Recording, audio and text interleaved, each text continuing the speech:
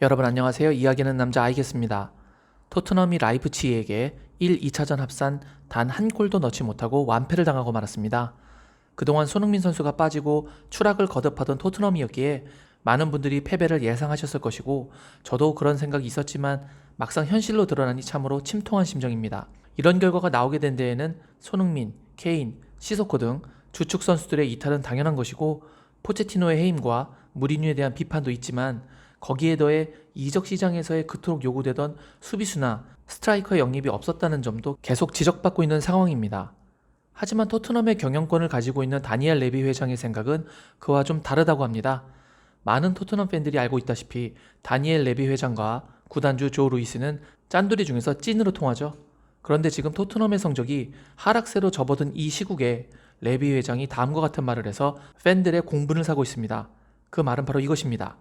축구에서 돈을 쓰는 것과 승리하는 것에 대한 상관관계는 적다.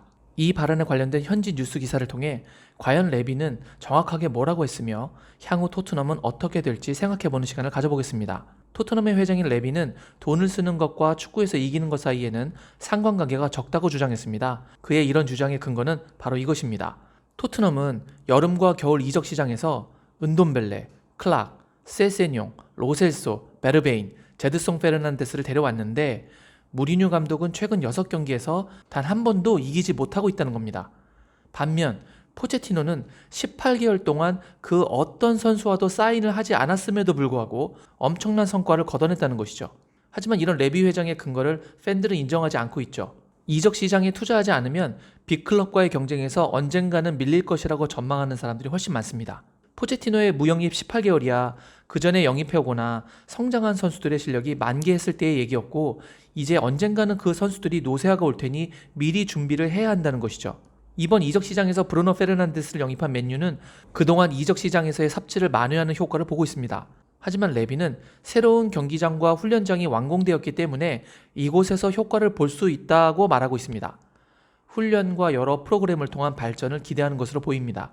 레비 회장은 토트넘이 이제 전 세계에서 최고의 훈련 시설과 세계 최고의 경기장을 가지고 있고 14년간 13번 유럽 대항전에 진출했다고 말하며 팀이 장기적으로 지속적인 궤도에 올라 있다고 보고 있습니다. 레비 회장은 새로운 구장을 짓는 일은 매우 중요했으며 3만 6천 명을 수용할 수 있는 예전의 구장을 가지고 챔피언스 리그를 유지한다는 것은 불가능했을 것이라고 얘기했습니다.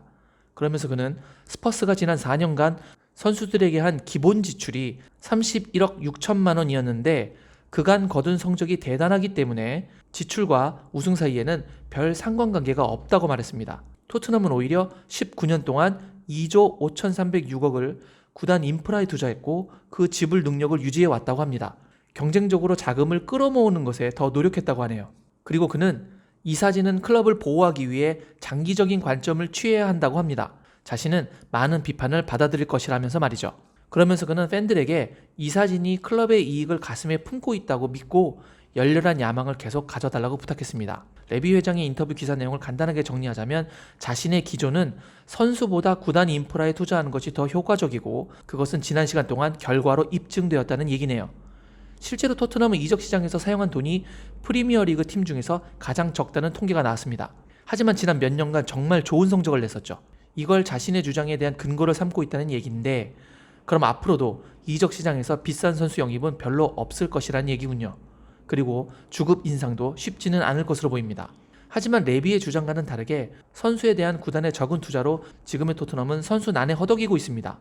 부상으로 손흥민, 케인, 시소코, 베르베인까지 잃은 상태고 현재 상태로는 내년 챔피언스 리그의 진출은 사실상 힘든 상황이 됐습니다.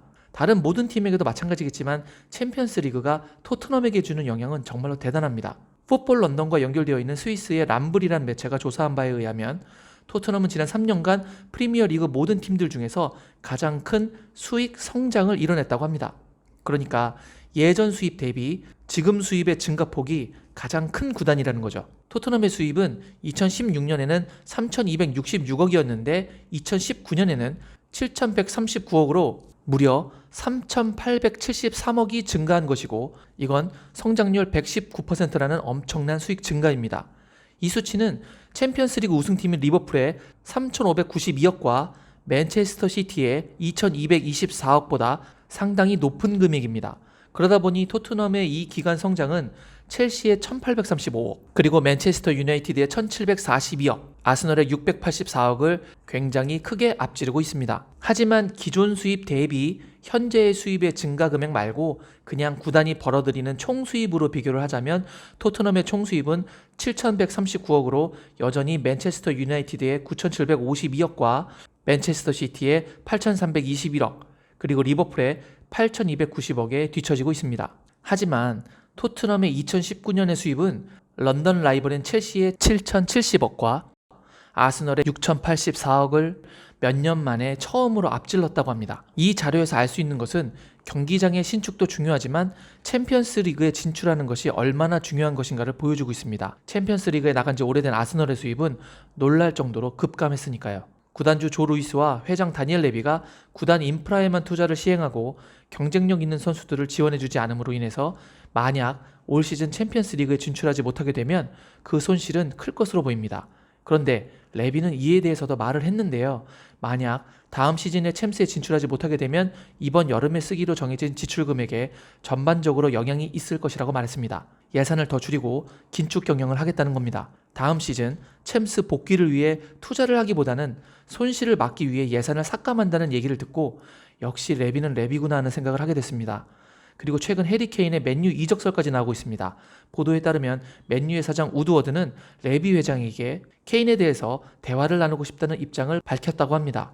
이 정도 보도까지 나오는 상황에서 선수보다 자금과 구단 인프라에 더 관심이 많은 레비 회장이라면 케인의 몸값이 절정일 수 있는 현 시점에서의 거취는 정말 알 수 없는 상황일 수도 있겠습니다.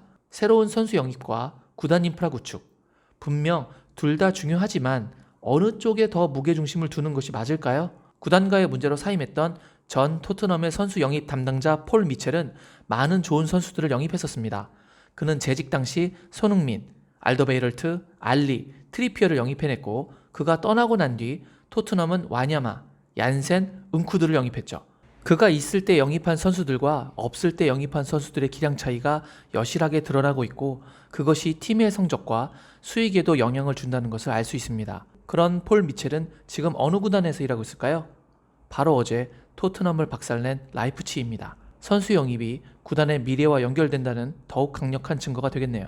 만약 앞으로 토트넘이 선수 영입에 힘쓰지 않고 오히려 예산을 삭감하고 케인마저 떠나게 되면 토트넘의 다음 전성기가 오기까지는 다시 상당한 시간이 걸릴지도 모릅니다. 그러면 과연 손흥민 선수는 어떻게 해야 하는 것일까요? 많은 걱정과 우려를 남긴 경기 결과와 레비의 경영 철학이었습니다. 제가 오늘 준비한 소식은 여기까지였습니다. 오늘 영상이 마음에 드신다면 구독, 좋아요, 알림 설정 부탁드리겠습니다.